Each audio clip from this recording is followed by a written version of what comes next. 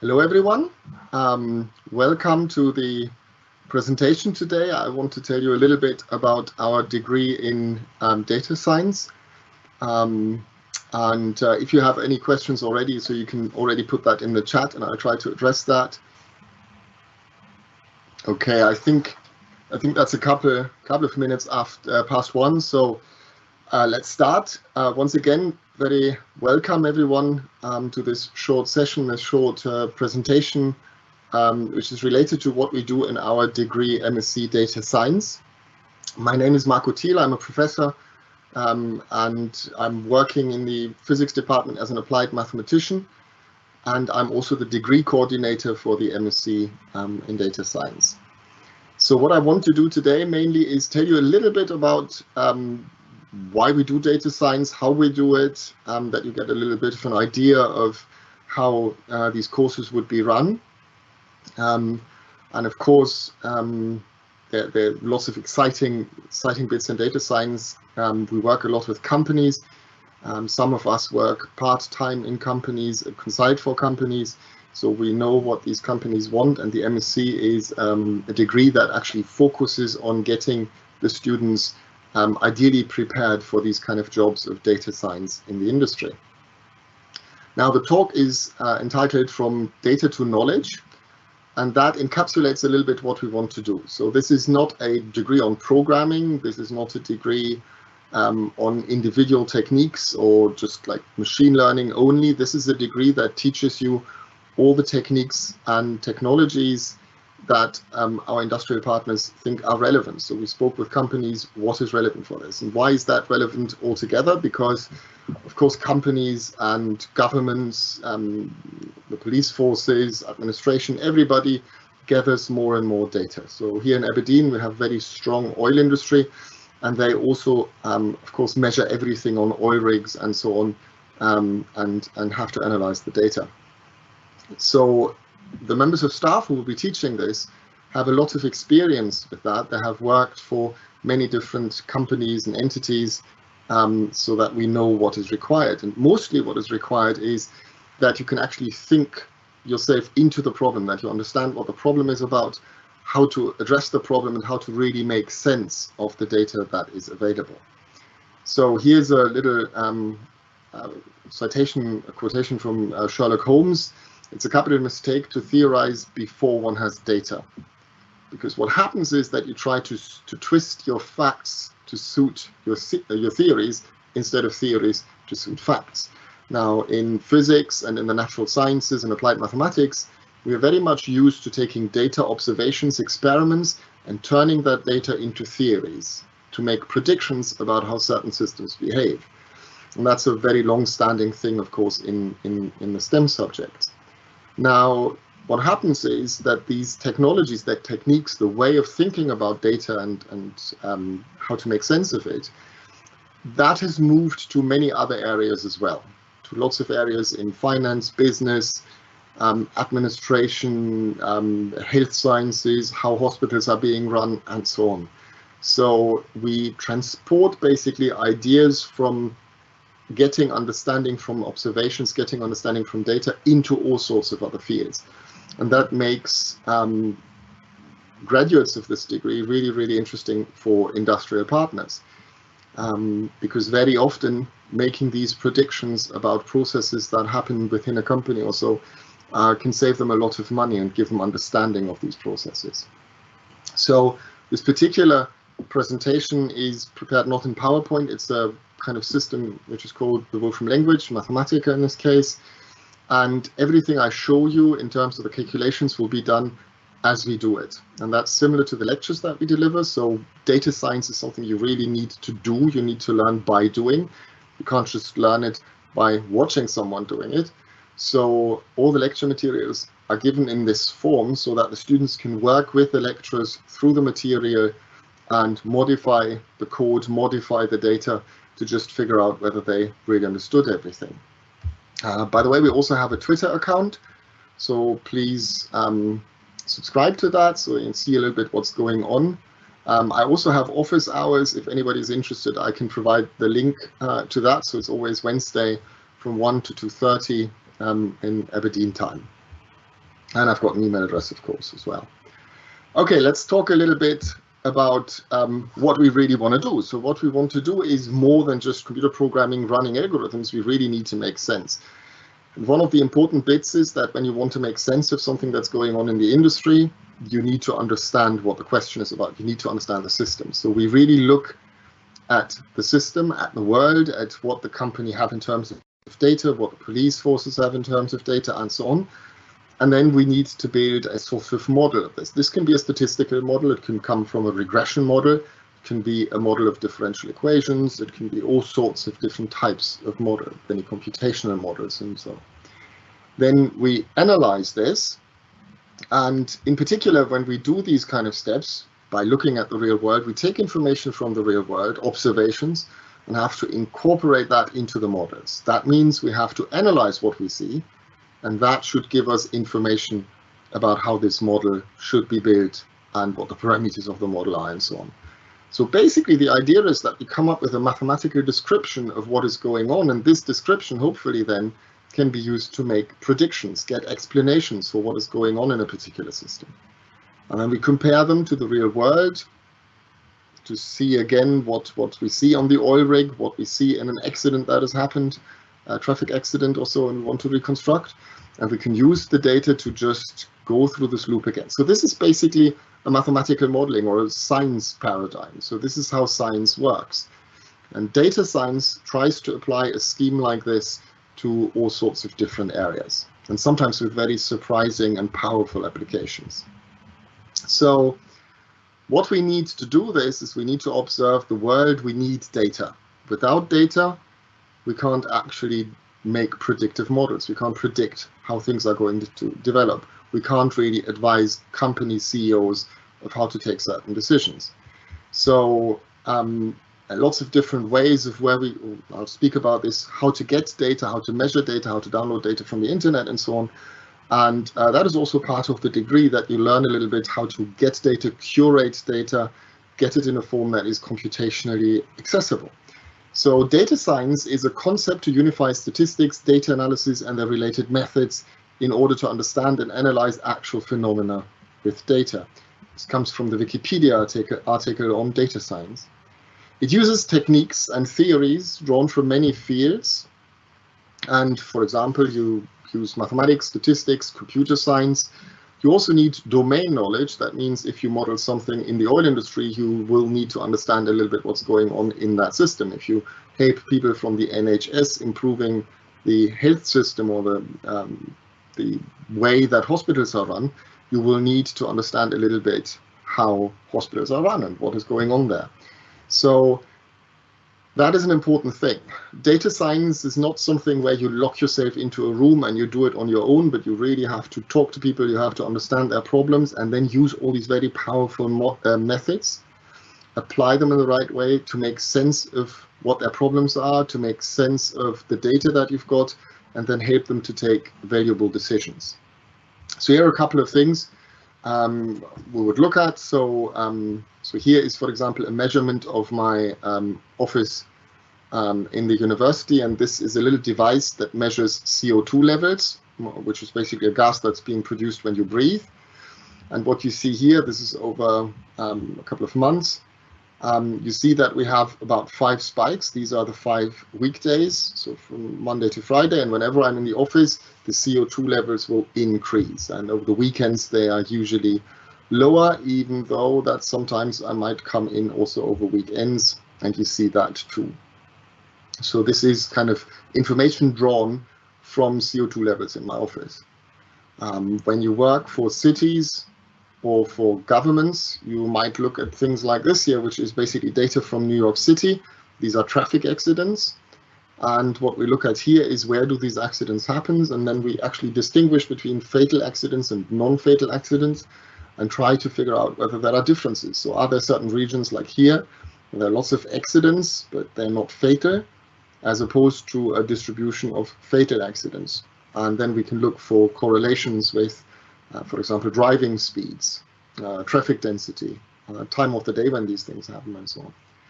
We also have lots of projects that we research-wise work on, which involve connected devices, wearable devices very often. So like certain watches that can measure your heart rate and your movement, and data from phones, data from other devices you might have at home. This is a bedded device which basically is put on the mattress of your bed, and it measures your heartbeat, and it measures how you breathe, and it tries to estimate whether you have whether in a deep sleep phase or REM sleep, and so on. So we can analyze all of these things and make sense of what's going on. So by combining these bits of information, here's another kind of interesting thing, a little device that measures the electricity that's being used in your flat, in your house. And every electronic device will have a kind of fingerprint. It'll consume energy in different ways. Your television will use a different pattern when it uses energy from your fridge, or from the microwave or your tea kettle. So having this data, we can actually figure out when do you make a coffee, when do you make a tea, when do you watch television. We also have data on how you sleep. So perhaps we can draw kind of links between this and say, well, if you drink coffees later than 9 p.m., it actually turns out that you sleep worse, that your sleep quality is worse. So using data science, we can figure these kind of things out. Here we have an Xbox Kinect that you can use to measure position, body position of people in the houses. So with elderly people, we could see whether they have fallen. We can see where they are, how they whether they are lying down, or whether they're standing up, or whether they are moving in awkward ways, whether they're trembling, for example. All these kind of things can be seen with these type of data sets. We can analyze in politics, for example, elections, which is done here. This is the Brexit referendum, and you can look at different parts of the UK, for example, and see how did people vote. You can then also try to make predictions, which of course is always complicated, but another typical application in a very different field. So here is a little image that shows temperature measurements that people do at their homes using a little device that's called Netatmo. And this kind of thing measures, has an outside sensor, outdoor sensor, and it measures temperature, humidity, air pressure, and so on. And all these kind of things you can measure. You can then see if we have a solar eclipse, how does that influence the temperature everywhere? How does that influence how much energy I can make using photoelectric or photovoltaics?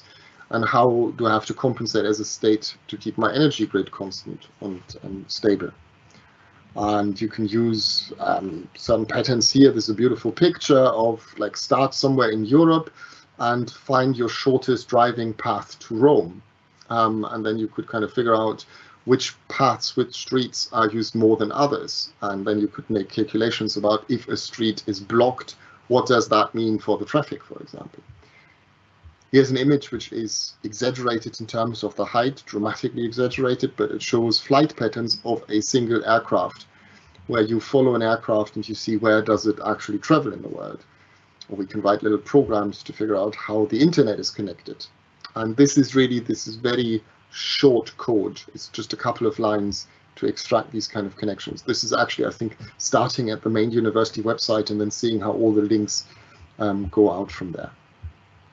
Okay, the interesting thing is, if you do it right, and if you have learned these tools, you can sometimes draw very important conclusions from data. So, for example, these are articles. This one is from 2012, so it's already a little bit older, where a market, so Target, actually figured out that a teenager, a teen girl, was pregnant before she had told her parents.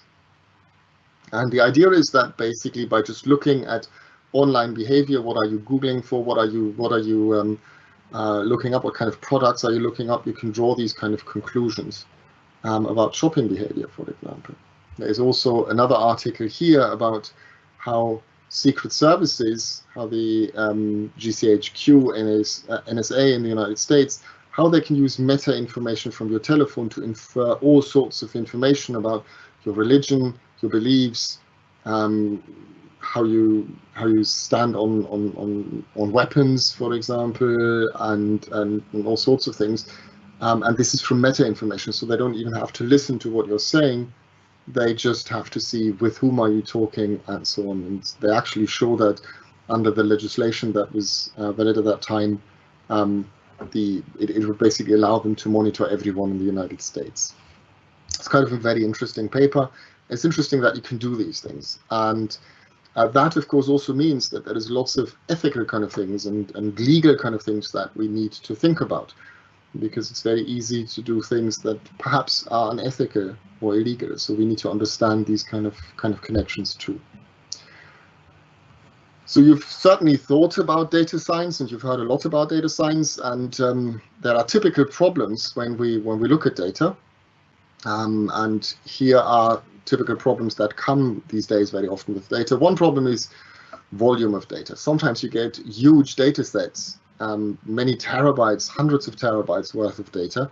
So it will be difficult to just analyze this data on your laptop, because it wouldn't even fit, not even closely fit on your laptop. So how do we analyze that data? What kind of types of analysis and what techniques are there to achieve this? Sometimes data comes in really, really quickly. So if you do trading on the stock market, it's high frequency trading, and these kind of events can happen at the scale of a couple of nanoseconds, which is 10 to the minus 9 seconds, which is really, really fast. And that also means that you have to be able to react very fast, because these decisions of whether to buy something or to sell have to be made really, really quick, and they have to be made without a human, because humans would be much too slow to do this. A very important question that our degree deals with a lot is about the variety of data. So data comes in different shapes and forms. You might just have numerical data, typical data you think about. You might have images, you might have sound, you might have handwritten scans of letters or something like that. So lots of different forms of this. So how do we deal with this? How do we combine these different data sets and combine them to gain knowledge from them? That's a really important factor. And it becomes more and more important, because that is also at the heart of why data science becomes more important in all sorts of areas. There are even academic areas where people would say, oh, we don't really have data, so not in that form at least. And then when you talk to the scientists and say, oh, I do think you have data, because you have scans of ancient scrolls or so, and you have certain scans of mummies or whatever. So these are kind of data we can work with. And I think it's really exciting, because the ability to work with that increases by the day. And there's veracity of data, which is basically that sometimes data is not quite certain. We're not sure about certain measurements. Data might be missing. Data might be just plainly wrong because somebody entered it wrong. There might be lots and lots of things like these. So how do I find that out, and how do I compensate for this? All of these kind of things are really important questions if you want to deal with data. Okay, so I also added here just briefly the syllabus of the degree, and you probably have seen that before. We have decided to do an introduction to programming first, that you learn this kind of program and see how this works.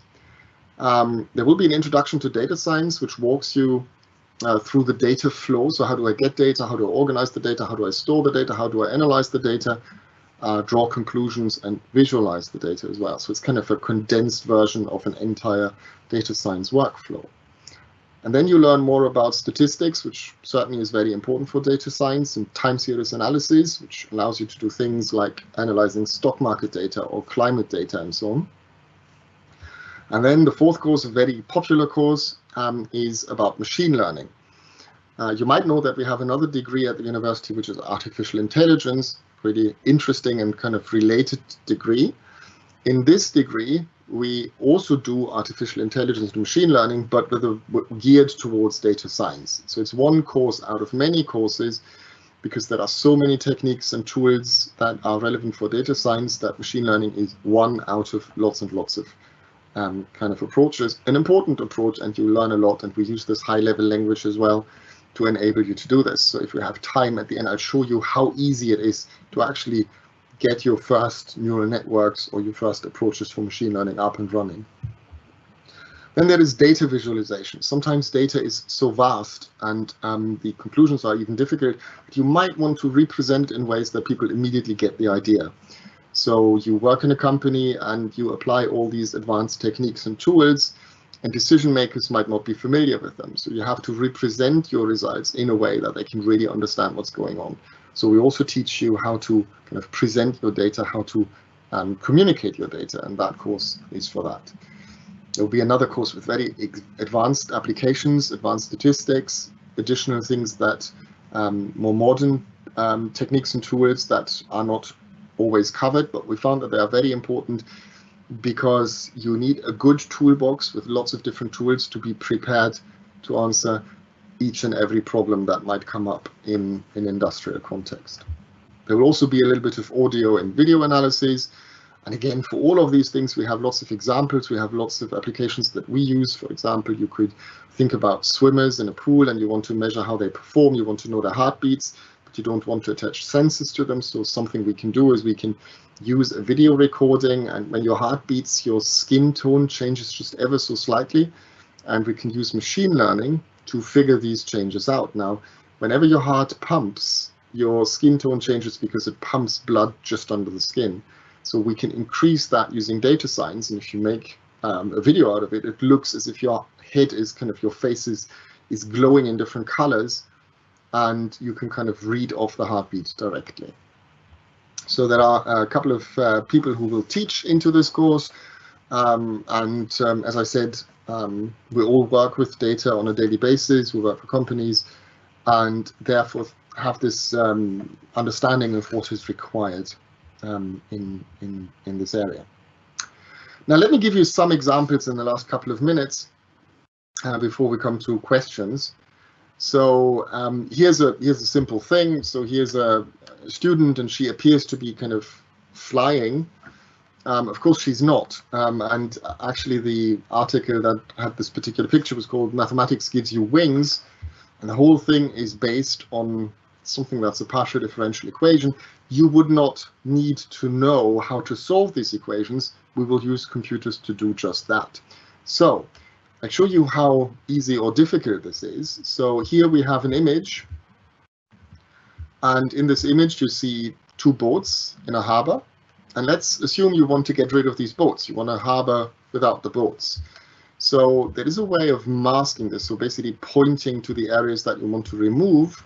And if you do this with just one command, which is called in paint, you get an image where these boats are just removed.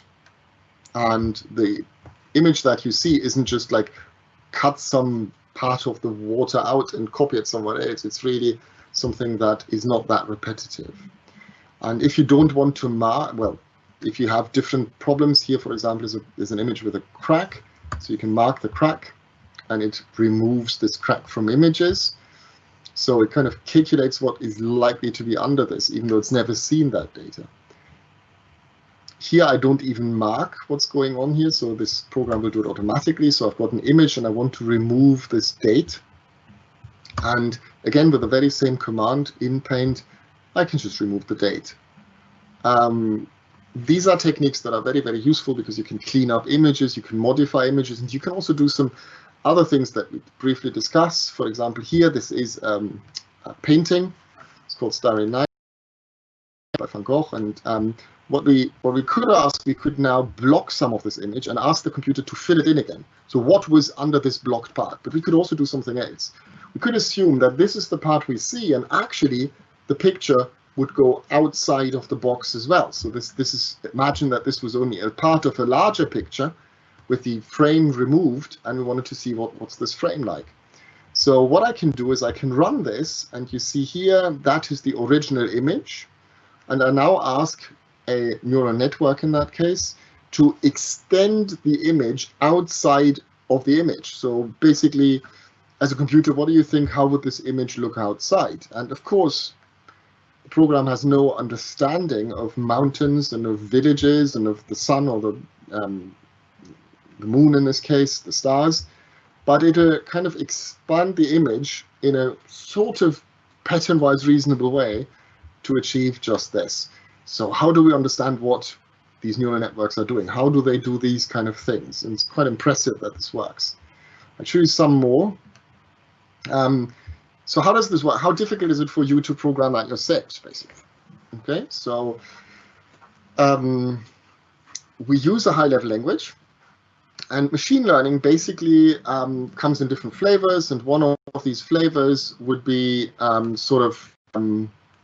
how can I teach these networks different things? And one way of doing this is if I just show them examples, just like the brain of a child. So here I've got a training data set, and I got some images from the internet. Some are images that are daylight images, and some images are night images. So what I did, basically put them in a list, in a kind of these, let's see how the parentheses here show that that's a list of things. An image, and I say arrow, so that is a day image. Image, that is a day image. Image, that's a day image, and so on. And then I showed some night images. So now basically I train this kind of thing to understand this classifier, to understand, to distinguish between these two things. I don't tell it how to distinguish at all. I just say these are examples, learn it. Just like I would tell a child, that's a cat, that's a dog, that's a cat, that's a dog. I do it again and again until the child has understood the difference between a cat and a dog. So here I've got this list, and now I train the network so that you see what's going on. So this is a classifier, that's my function. I give it the data, that's the training data set, and I say I want good quality out of this. So I run this, and what you'll see is there will be a little window coming up, and this trains really quickly. So now I've trained my classifier, and I show it images it has never seen before. These two images, a night image and a day image, it hasn't seen, they're not part of these. Now these things can go wrong if I do training like this, because usually I wanted to show tens of thousands of images, and I only showed it a very few examples here. But if I run it, you see it's actually done. It'll tell me the first is a night image and the second one is a day image. So it has learned from the examples that is a night image and that's a day image. And that's all there is really at this high level. You learn also how to go deeper into this and build your own neural network. Another example here, this is a data set that comes from the Titanic and a classify. So basically what this data set has, show you the beginning of it. So for every passenger, it has the class they traveled on, their age, and their sex, and then whether they survived or not. Class, age, sex, whether they survived. And that's just a huge list. I can tell you how long it is. So how many examples do we have? More than 1,300. And then I tell it, try to distinguish, try to learn whether a certain person would have lived or not. And then I can say, I make up my passenger. I want a second-class passenger who's 37 years, male. They might not have been in the data set, but I want to see what would be the probability that they survived this. So I take this classifier and I apply it to this imaginary passenger, and it tells me the probability that this particular passenger would have survived. And the cool thing is I can change that now. I can go to females. Females with the same age and the same class would have, the female would have survived in 72% of the cases, and the male passenger only 18% of the cases. Now I could change this systematically for all ages and male and female, and then plot it. And this is exactly what's going on here. Oops, that's not ideal. So what do I need to do?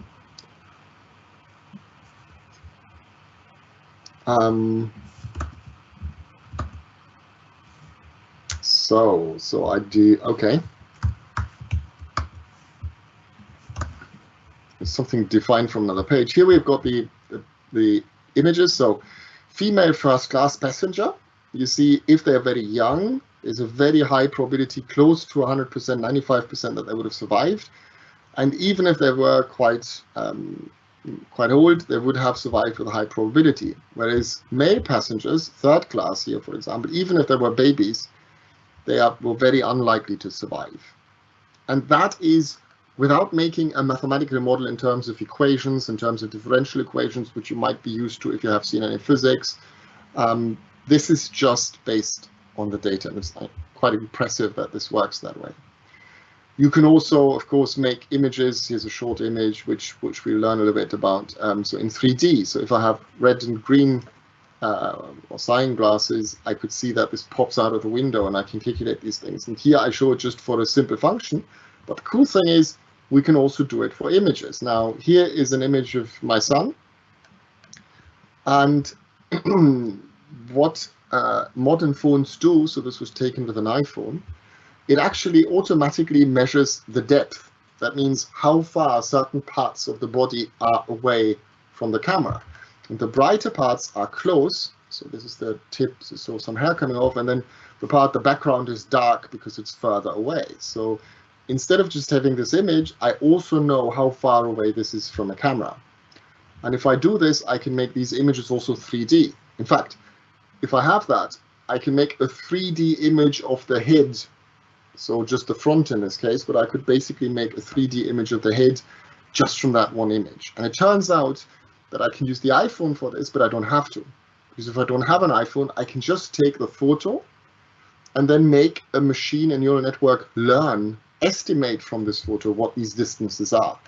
And just basically, based on the two-dimensional photo, which doesn't have information about 3D, I could kind of figure out what the 3D information might be. So this is a pretty amazing kind of tool to achieve this. Now, the Wolfram language, this program that we're going to use, works with lots and lots of pre-programmed neural networks because they're often very difficult to build. So here I've got one which is pre-programmed, which is used on images. So here's an image, and this image is taken, but it's not geotagged, so it doesn't have GPS coordinates. It's just an image. But this neural network has seen lots and lots of images and been told this image is from there, this image is from there, and so on and so on. So what I can do, I can show it a new image, and it's actually telling me it's likely that this image here is taken somewhere close to these coordinates. So these are obviously, it's the Great Pyramid of Giza, so this is in Egypt. And if I take these positions now and tell where is it, it'll actually come up with a little map, and it'll tell me it's probably around here. And you see it's actually pretty close to there. So this is where the pyramids are. And if I go on a larger scale, I can actually see this photo is probably taken there. That's pretty useful because if you have data from different places and it can tell you where this comes from, I guess that can be very important for all sorts of applications. Okay, we need to come to an end with the presentation, so there are two more things I think I want to briefly say. One is this here, which I also like because I was always quite lazy in reading long texts, and this can be very useful again if you either don't want to read and just want your information out, or if you work for a company and they just have an awful lot of material. So suppose you work for the oil industry and they have business reports from everywhere in the world, and it's very long PDF files, and well, you have to work through them. Now here's a very simple, short example of how such a thing could work. So in fact, what I do here is I use the Wikipedia article about rhinos. So Mathematica can connect to this article, it's just on Wikipedia, and this is the entire article on Wikipedia about rhinos. Okay, I could read this now to find stuff out, but I could also be lazy and say I don't want to read it. So there is a function which is called find textual answer, an algorithm based on machine learning, where I can just type this text in and ask a question about it. So what is the horn of a rhino made of? And when I run this, the code will run, it'll analyze the text, and it'll say, oh, the horn of a rhino is made of keratin. So I don't have to read it, but I get a direct answer to my question. Now you can imagine that if I have lots and lots of texts and I give the algorithm or the neural network this text to read, it can answer these questions. It's a very powerful kind of thing for lots of applications. And there's one last thing I want to say before I open this up for questions. And this is one of the techniques that we use to speak with students is that, especially now in COVID, that we use also virtual environments to talk. So we have one that is called High Fidelity. And so to those people who see this live now, what we could do is we could, after this session, when this is closed, you can go to this web link, or you can just scan this QR code. So if you have a telephone now, you can just hold it up, scan that QR code, and you could join me in this environment. We could just talk. So it basically looks like this. So your little dot, you can walk around and you can speak to the people close to you. The only thing you need to do is you need to get some headphones for this. So after this discussion, I just go there and I'll be there for 20 minutes or so, and we can talk if you have any other questions. And with that, my presentation is done. So if you have any questions, just let me know and I'll try to help. Thank you very much. The first one says, just ask if it would be particularly difficult if they don't have a computer science background. So the degree is planned in a way because we believe that data science is important for many different areas these days. So it's important if you work in finance, if you work in administration. It can be important if you work organizing supply chains for supermarkets. It can be important if you work in archaeology or in particle physics. So what we did is we developed this degree in a way that is self-contained. So you do not need to have a computer science degree. You do not need to have a mathematics degree and know statistics. So what we'll do is we have this initial course about programming. We have decided for this one language to get the message across, to tell you how to do these kind of things. And then there will be additional short courses in the second term where you also learn other programming languages as well, so that you are more flexible about this. But we do not require students to have prior programming knowledge. Now, if you have programming knowledge, that's also not bad. Of course, it's an advantage. Mathematica is so high level, you'll actually see that if you have no programming experience whatsoever, you can still use it in certain ways. So, for example, here's something. Molecular structure of caffeine. Okay, so this is natural language input. I don't even tell it anything. I don't know programming. I just put this equal sign in at the beginning. And what it'll do is it'll try to interpret what I'm saying.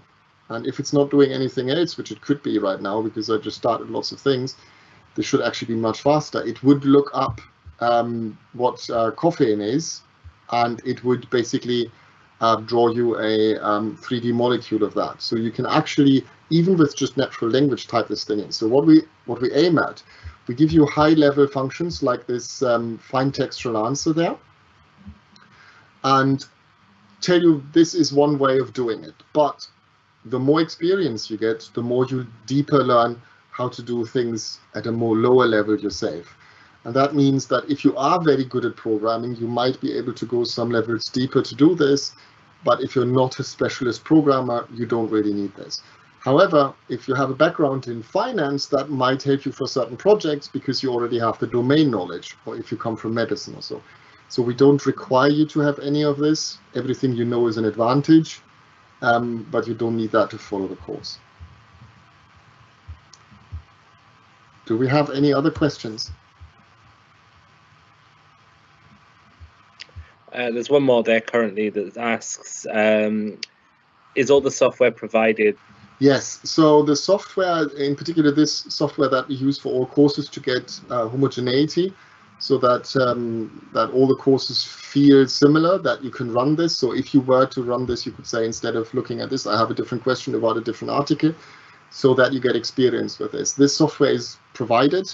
All the software is provided that you really need for this degree. Lots of software is free. This one, we have a license for the university. For every student who's enrolled, they'll get automatically a license like that. There's also a sort of free version of this program, so even after your degree, you would be able to use this, unless it's commercial. In that case, you'll have to pay something. But the software is provided for you. In terms of, particularly during project stage,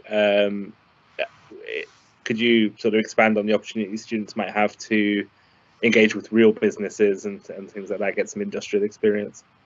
Okay, so the first thing is that the entire degree is built around requirements that industrial partners have. And as I said, we work a lot with industrial partners, so we are quite aware of what type of thing they need.